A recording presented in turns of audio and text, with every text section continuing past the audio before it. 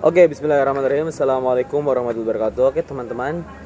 Perkenalkan, nama saya Muhammad Lisaki dari kelas 11, kelas 12A ya, dari MA Al-Qur'an Al-Raibani Fida. Oke, teman-teman, jadi di sini saya akan menjelaskan atau mempresentasikan atau membawakan materi sedikit saja tentang pelajaran Al-Qur'an hadis mencakup bab menjaga kelestarian kelainan hidup ya. Oke, yang sebelumnya saya hormati Abi Hanif Umida selaku pengasuh Pondok Pesantren Al-Raibani Hanifida, dan saya hormati juga para jenjangan, guru-guru, staf-staf Hanifida, dan saya hormati juga Kepala Sekolah MTSMA Al-Qur'an Al-Raibani Hanifida, dan yang terkhususnya yang saya hormati guru pengampu saya pelajaran Al-Qur'an Hadis Mismaliha ya. Dan yang saya hormati juga teman-teman sisi perjuangan. Oke, jadi di sini saya akan mempresentasikan tentang mind mapping saya ya. Bab Al-Qur'an Hadis menjaga kelestarian hidup ya. Oke, jadi di sini tuh sebenarnya hanyalah bab-bab yang mencakup tentang surat-surat, inti-sari dari surat tersebut gitu ya. Banyak di sini. Di sini ada beberapa surat dan beberapa hadis yang saya akan jelaskan inti sarinya saja. Dan kemudian selanjutnya di sini kita menuju ke surat Ar-Rum dulu ya. Nah, jadi di sini ada dua intisari ya. Yang pertama itu di ayat surat Ar-Rum ayat 41 sampai 42 gitu ya. Nah, di sini tercatat tentang akibat yang merasakan akibat yang diperbuat ya. Contoh, kalian itu akan kalian berbuat tapi kalian pasti akan merasakan apa yang akibat yang kalian lakukan tersebut. Contoh, kalian melakukan bersedekah. Wah, bersedekah ini nilai positif. Kita dari nilai positif dulu. Nah, sedekah itu adalah nilai positif. Ketika kita bersedekah, kita memberi, kita berkontribusi gitu ya. Memberikan apa yang kita punya gitu loh kepada orang lain. Insya Allah akan membalasnya dengan 2 kali lipat atau bisa 3 kali lipat.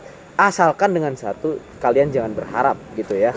Jangan berharap lebih, nanti tersakiti. Oke. Dan kemudian di sini ada surat Ar-Rum, dari surat Ar-Rum juga dari ayat 43. Nah, ini yaitu tentang kesudahan orang-orang yang terdahulu. Nah, jadi kesudahan orang yang terdahulu ada beberapa kisah atau sejarahnya ya tentang orang-orang terdahulu. Jadi audzubillahi min dzalik ya. Orang-orang terdahulu ini adalah orang-orang yang begitu jahat ya. Begitu jahiliyah. Yaitu di masa-masa di mana orang-orang itu goblok atau belum mengenal hal mana yang batil, mana yang mungkar, mana yang nahi, yang mana yang mungkar gitu ya. Mana yang batil, mana yang benar gitu. Jadi pada orang-orang terdahulu, mereka itu ya ketika lihat bayi lahir cewek gitu langsung dibunuh. Terus banyak yang mabuk-mabukan, minum khamr, berjudi, kemaksiatan di mana-mana, sampai akhirnya datang seorang rasul kita yang terakhir, Nabiullah Baginda Muhammad SAW ya, membawakan wahyu dan membawa peradaban baru pada kehidupan manusia dunia itu, dan membawa peradaban Islam pada zaman itu ya. Dan kemudian pelajaran yang kita bisa dapat dari orang-orang terdahulu itu, kita jangan berbuat kemaksiatan intinya. Harus tetap tabah dalam pendirian, harus ya seperti itulah.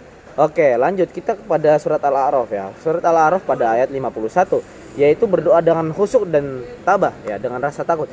Nah, apa sih keunggulan ketika kita berdoa dengan rasa takut dan berasa harap? Itu Allah akan mendengar semua yang kita akan doakan, kita panjatkan kepadanya. Tapi ada yang bertanya, Mas, kenapa sih kok ada orang berdoa tapi kok gak dikabul-kabulkan? Itu gara-gara soalnya gini konsepnya. Lu punya gelas nih. Nih gelas ini adalah orang, dan ini adalah tutup dari gelas tersebut. Nah, ini ditutup.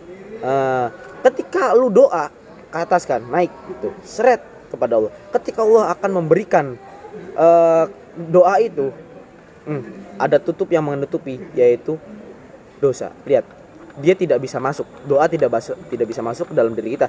Karena apa? Karena adanya tutup teh cangkir itu dengan yang bisa dinamakan dengan dosa itu. Nah, makanya kita itu harus bertaubat, kita itu harus menjadi lebih baik dan jangan berbuat kemaksiatan ya. Teruslah berbuat kebaikan sampai ajal mendekat ya. Insya Allah husnul khotimah ya.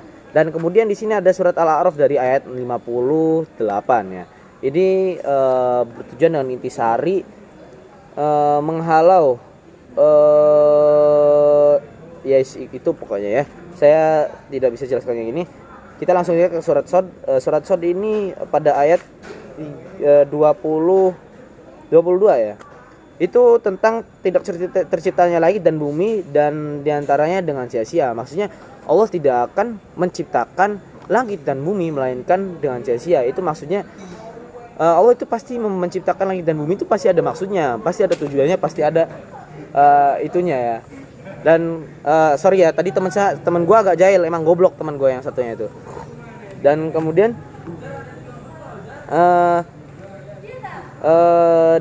kemudian itu dengan sia-sia ya. Makanya ada pasti ada konteks tersendiri dan Allah tidak akan, dan kalian tidak akan bisa mengetahui tentang apa yang Allah rahasiakan dan tidak akan mengetahui apa yang ada di dalamnya. Dan kemudian di sini dari surat Shad ayat 25 ya, 28 ya. Ini tentang memperlakukan muslim dan kafir itu orang kafir, memperlakukan seorang muslim dan kafir itu dengan sama. No, tidak bisa.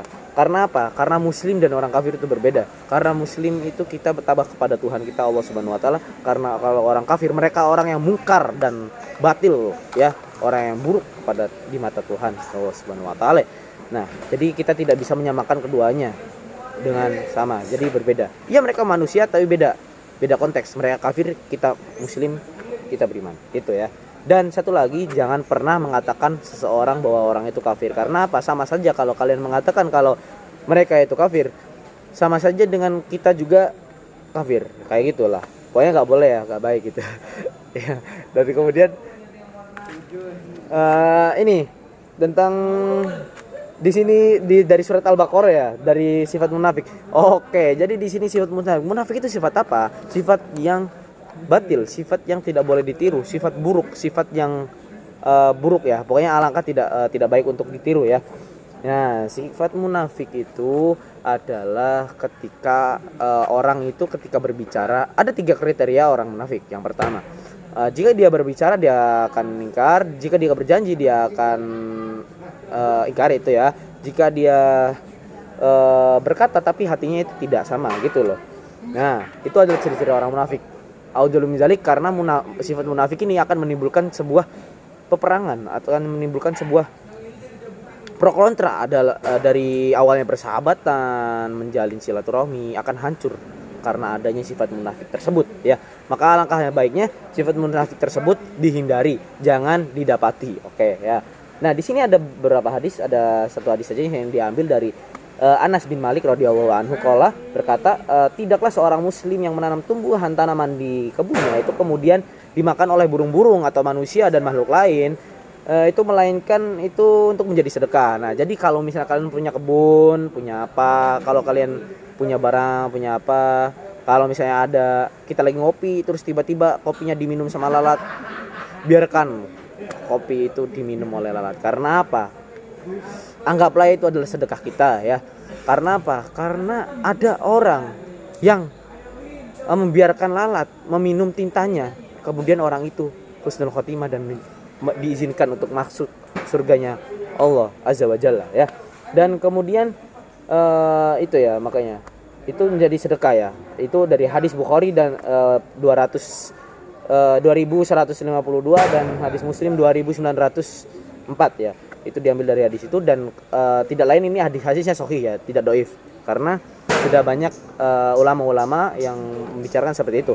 Oke, sekiranya itu saja yang dijelaskan pada siang hari ini. Thank you very much for your watching. Wassalamualaikum warahmatullahi wabarakatuh.